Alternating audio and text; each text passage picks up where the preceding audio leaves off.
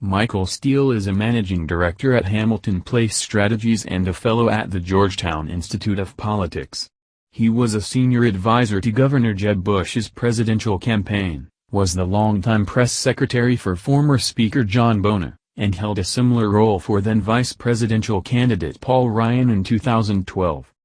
Civil wars are always nasty, Yankees versus Rebels, Rebels versus the Empire, Captain America versus Iron Man, but the current civil war within the Republican Party will largely end on Election Day, and the fallout will be far milder than people now expect. There will be serious disagreements over the future of the party. There will likely be more autopsies from the RNC and outside groups. A gaggle of disaffected Republican House members will continue to bedevil Speaker Ryan. But we are not in danger of the party splitting or of the anger between warring factions preventing the party from competing again on the national level. George W. Bush will not be the last Republican president. Look at the facts. Donald Trump is not a Republican. He has not consistently advocated or defended any of our principles, including protecting unborn human life, the Second Amendment, exceptional American leadership abroad, free speech or economic opportunity. He is essentially a third-party independent populist who exploited a five-car pileup in the establishment lane of the GOP to secure the nomination. Voters understand that. It's why at this point down-ballot Republican candidates are generally running ahead of Trump in the polls, especially in statewide races, even as Democrats push the limits of facts and logic trying to tie GOP candidates to him. On the presidential level, every committed conservative today faces a terrible choice. Do you support the depraved clown holding the Republican Party hostage, or Hillary Clinton, who leaving aside her liberal ideology has a clear record of poor judgment and at least the appearance of self-dealing? Or do you throw your vote away by voting for a third-party or write-in candidate? Whatever individual Republicans decide, we all recognize this is a situation with no good options, and despite the rhetoric in the heat of the moment there is some level of respect and understanding for our friends who have made different choices. Obviously, some public Trump supporters have beclowned themselves in a manner that will permanently stain their reputation. That, I expect, will be neither forgiven nor forgotten.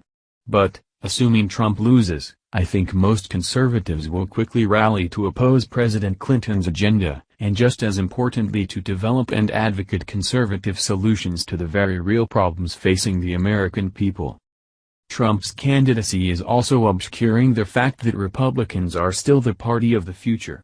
Hillary Clinton is a Betamax candidate in the Netflix era.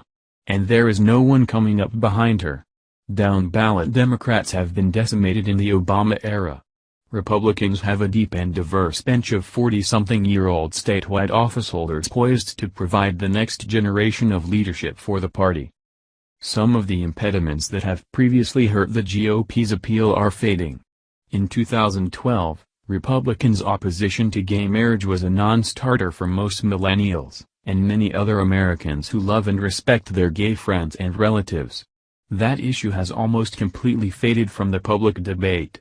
As many states experiment with various schemes for legalized marijuana, that issue, too, is less of a barrier to libertarian-minded young people voting for Republican candidates. What about the issues that Trump has championed? The history of third parties in America is that when they are successful their good ideas are co-opted by one or both of the major political parties. Stripped of his hateful rhetoric, counterproductive policy proposals, and the deplorable racism and anti-Semitism of some of his supporters, his focus on the issues facing working-class Americans can and should have an impact, both in terms of actual policy and how we talk about the benefits of policies in the future. That is the struggle that GOP faces. How do we best help the Americans left behind in the current economy? What tax policies and spending priorities will help struggling rural and urban areas become beacons for investment, innovation and new jobs?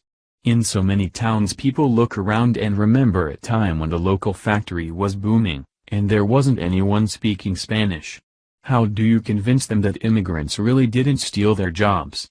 That more trade and an effective system for immigration will help more than hurt? More fundamentally, how do you convince them that their children will inherit a better future, just like every American generation before them. That will be how we can not only keep the support of angry Trump voters, but also expand our support among minorities and women.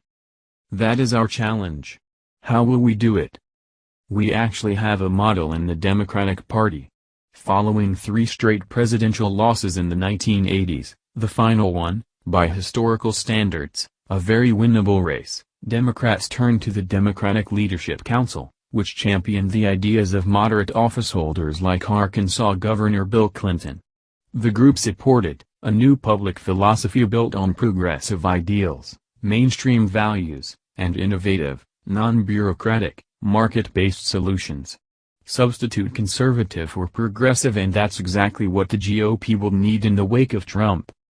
All this is difficult to keep in mind right now, as Republicans rip each other apart on social media and cable news, but after the election it will be clear again that what unites us is far greater than what divides us.